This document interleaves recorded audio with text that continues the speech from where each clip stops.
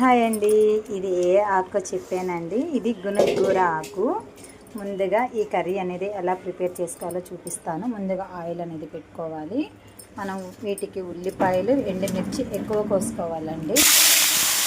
తాలింపులో ఎండుమిర్చి వేసుకోవాలి.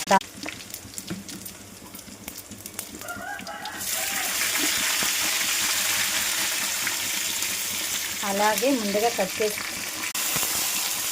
ఉల్లిపాయలు కూడా వేసేసుకోవాలండి. ఆకుకూరలో ఏ ఆకుకూరలైనా ఎండుమిర్చి అనేది వేసుకుంటే ఆ కర్రీ అనేది చాలా టేస్టీగా ఉంటుంది. లైట్గా పసుపు అనేది యాడ్ చేసి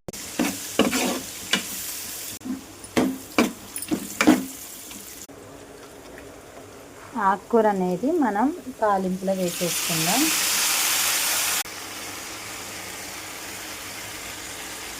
ఈ ఆకుకూర మొత్తం కళాయిలో వేసుకున్నాక మనం మూత అనేది పెట్టేసుకుందాం. ఆకు అనేది మగ్గుతుందో లేదో చూద్దామండి. ఇదిగోండి, ఆకుకూరలు ఎప్పుడైనా ఎక్కువ వేస్తే అవి ఎంత అవ్వదండి కర్రీ అనేది.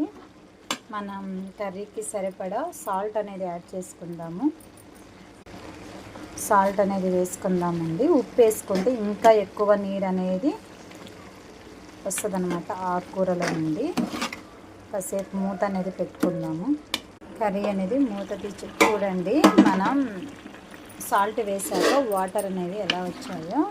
కర్రీ కూడా హైట్గా మొత్తం కళాయి అంతా నిండిపోయింది. ఇప్పుడు చూడండి మగ్గిపోతే ఎంత అయిందో. ఇది ఇంకా మగ్గితే కర్రీ ఎంత అవుతుందో చూడండి.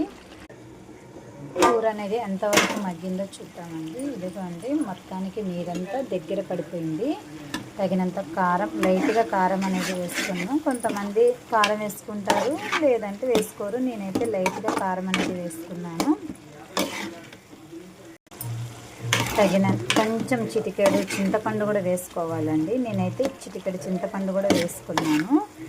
కర్రీ మొత్తాన్ని మీద మగ్గిపోయిందండి. ఇంత కళాయి నిండా వచ్చిన ఆకుకూర అనేది కొంచెమే అయ్యింది, చూసారా అండి.